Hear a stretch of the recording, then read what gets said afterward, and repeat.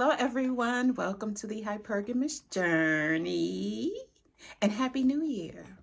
So, this is I don't know what number video this is for the new year, but I'm happy to be here. I'm on a different journey, meaning just trying to get some lighting in here. I finally invested in a light. So I'm still trying to work through it. Like white, warm, yellow. And then I do some editing of my coloring when I upload my videos with my iPhone. So I'm just trying to figure it out. I got a slightly new hairstyle. I'm letting my hair grow longer and and styling it just slightly different so that you're not seeing all this forehead. I always had a big forehead, but I'm just saying. So, and I love my face and who I am, and there's no filter here, so I don't wear a lot of makeup. My makeup, I can go from camera to right outside and not feel like I have on too much makeup. I look very natural. So, all of that said, Happy New Year again, and I want to talk about awakening your intuition. Awakening your intuition. All of us, men and women, have intuition. It is that knowing within us that something we're doing or about to embark on may not be the right thing, or it may be the right thing that we should be doing or we should not be doing, but we ignore that still small voice inside that says, do this. Don't do that. Say this. Don't say that. Be still. Don't do anything. Don't say anything.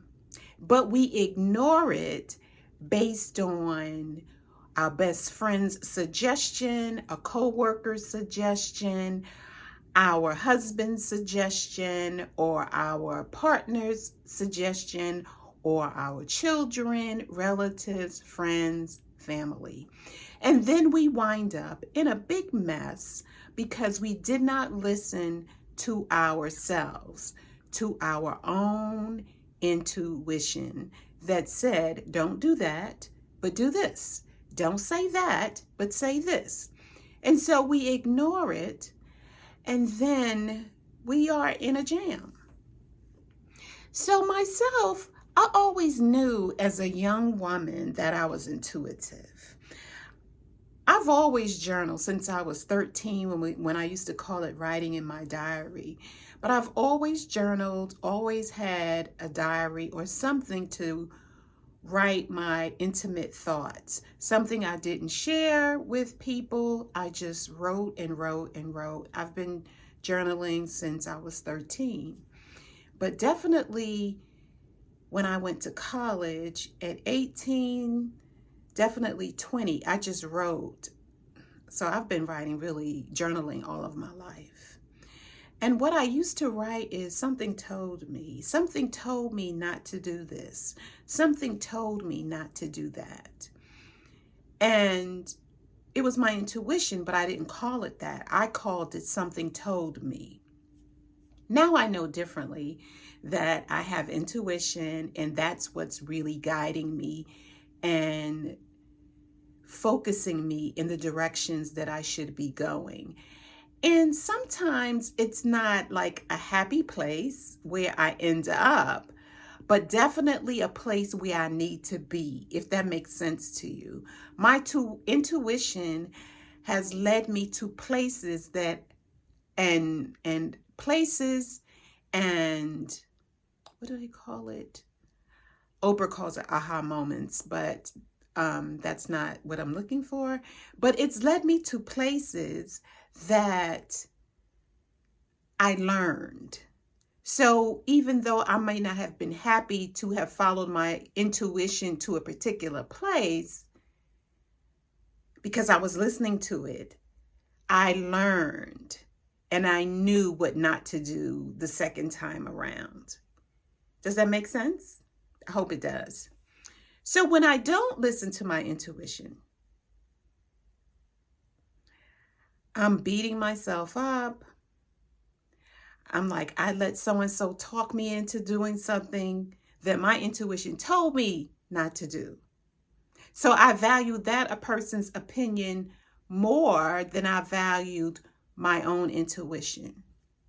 So how do we awaken our intuition?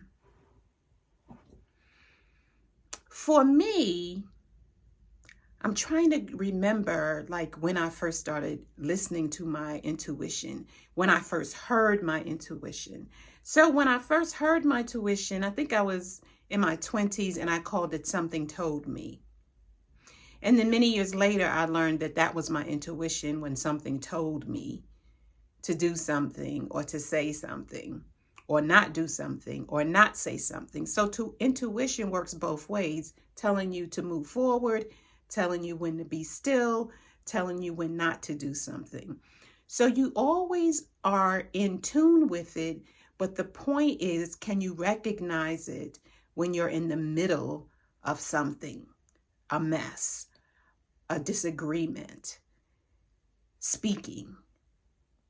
While you're speaking, can you hear it and obey it while you're speaking, while you're in a disagreement, while you're writing, while you're just laying still and your mind has all of these thoughts? Can you decipher your intuition, your still small voice, from your thoughts and your own will, your own ego?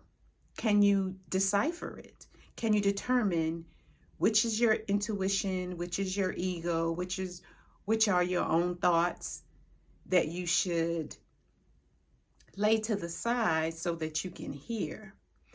So journaling helps me with this. Meditation helps me with this. Prayer helps me with this. When I don't know what to do, I do nothing. When you don't know what to do nothing. As the Bible says, be still. Be still.